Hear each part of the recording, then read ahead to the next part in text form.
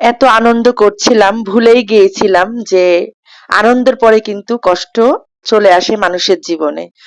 তো আসসালামু আলাইকুম আমার কলিজার আপুরা ভাইয়ারা, কেমন আছেন সবাই? আশা করি আল্লাহর রহমতে সকলে অনেক ভালো আছেন। আমি এবং আমার পরিবার আপনাদের দোয়া এবং আল্লাহর রহমতে ভালো আছি। আজকে আমি আমার বোনের বাসা থেকে ব্লগটা শুরু করছি, আপনাদের ঝর্ণার সোয়াল থেকে। শুরুতেই দেখাচ্ছি তার যে দুইটা হেল্পিং হ্যান্ড আছে, একজন আটা সানছে, একজন কিন্তু ভাজি রেডি করছে। অলরেডি চা খেয়ে ফেলেছি।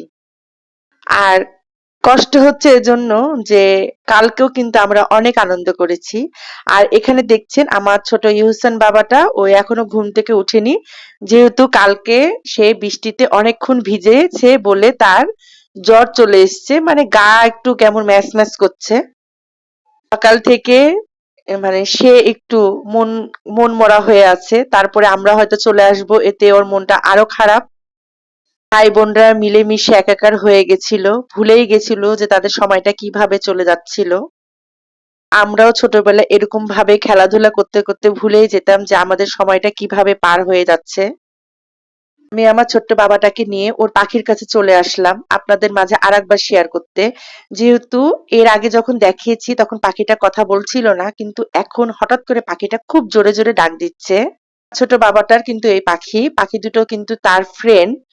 আর এই পাখি দুটোর সাথে কথা বলার জন্য কিন্তু আমার বোন ওকে কিনে দিয়েছে দুই জোড়া পাখি, তোতা পাখি। আর এই পাখিটার সঙ্গে সবসময় সে একা একা সুন্দর করে এসে কথা বলে এবং কথা শিখায়। আমার কাছে খুব ভালো লেগেছে। কাকাতুয়া, তুই তো শুনে একটা কথা শোনো। কাকাতুয়া, তুমি তো কবিতাটা পারো না সুন্দর করে?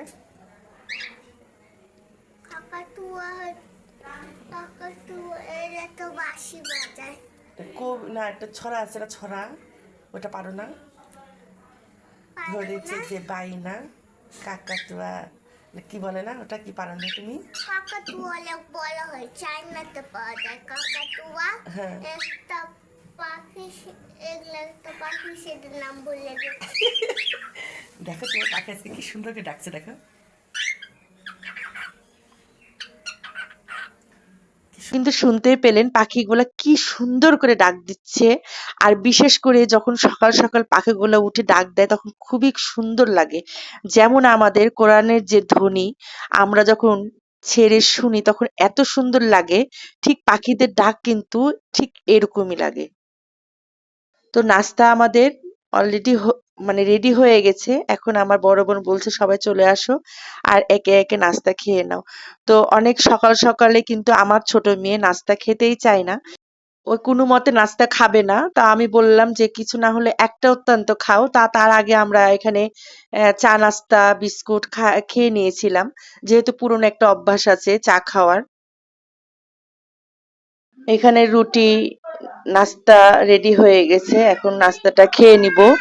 খাওয়ার পরে আপনার চলে যাওয়ার সময়ও ঘনিয়ে এসছে, বিদায় নিব সবার কাছ থেকে, দিয়ে চলে যাব। এখান থেকে বিদায় নিয়ে আবার মায়ের কাছে যাব, মায়ের কাছ থেকে বিদায় নিয়ে একেবারে বাসার উদ্দেশ্যে রওনা দিব।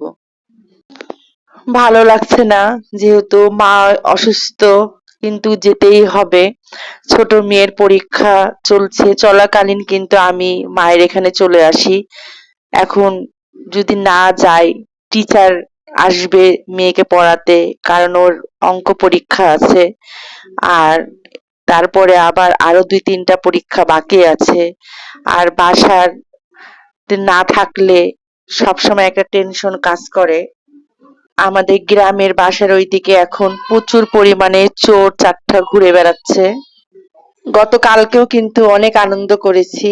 এখন সবাইকে আলাদা আলাদা হয়ে যেতে হবে, খারাপ লাগছে আমার কাছে, ভালো লাগছে না। একসঙ্গে অনেকদিন পরে মাকে কাছে পেয়েছি, বড় বোনকে কাছে পেয়েছি, সবাই মিলে একত্রে আনন্দ করলাম। কত রকমের পুরনো পুরনো গল্প ছিল সেগুলা করলাম। আকাশে অনেক কালো ঘন মেঘ ছেয়ে আসছে। আপনার ভাইয়া বলল যে বেশি দেরি করো না, রাস্তাতেই হয়তো দেখা যাচ্ছে বৃষ্টি চলে আসলে আর যেতে পারবো না। তো আর তাড়াহুড়া করে আর বোরখা পরতেও ইচ্ছা করলো না, যেহেতু মায়ের ওখানে আবার চলে যেতে হবে। একটা পরে আমি রওনা দিলাম। বোন এখানে দাঁড়িয়ে আছে, মেয়েও দাঁড়িয়ে আছে। বোনকে বিদায় দিয়ে আসলাম। আমার বোনটা একটু অসুস্থ, ওরও ঠান্ডার সমস্যা, ঠান্ডা লেগেছে, শরীরটা ভালো থাকে না, ডায়াবেটিসের রুগী, কখনো ভালো কখনো মন্দ। এই বলেই কিন্তু দেখেন 5 মিনিটের রাস্তা, চলে আসলাম মায়ের এই বাসায়। এই বাসায় আসার পরে তো এই বাসাটা আপনাদেরকে ঘরটা দেখাচ্ছি। এইখানে আমি বেশ কয়েকদিন ছিলাম। কেমন খারাপই লাগছে যখন বাসা থেকে যাচ্ছি। তো ঘুম থেকে উঠে আমি এখানে পদ্ম ফুলের যে দৃশ্যগুলো আমি সকালবেলা উঠে উপভোগ করতাম, বাতাসটাকে আমি সকালের যে খোলা বাতাস, সে বাতাসটাকে উপভোগ করতাম। তো এখান থেকে বিদায় নিচ্ছি, যেহেতু আকাশের অবস্থা বেশি ভালো না। ভাইয়া খুব তাড়াহুড়ার মধ্যে আছে।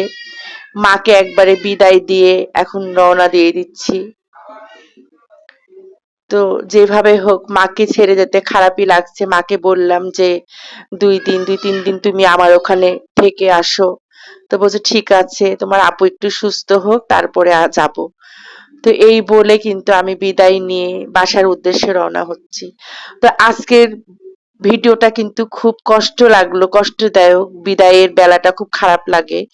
তো তারপরেও বলবো আপনাদেরকে অবশ্যই আমার ভিডিওটা শেয়ার করবেন এবং আমার পাশে থাকবেন, লাইক করবেন, কমেন্ট করবেন। আল্লাহ হাফেজ সবাইকে।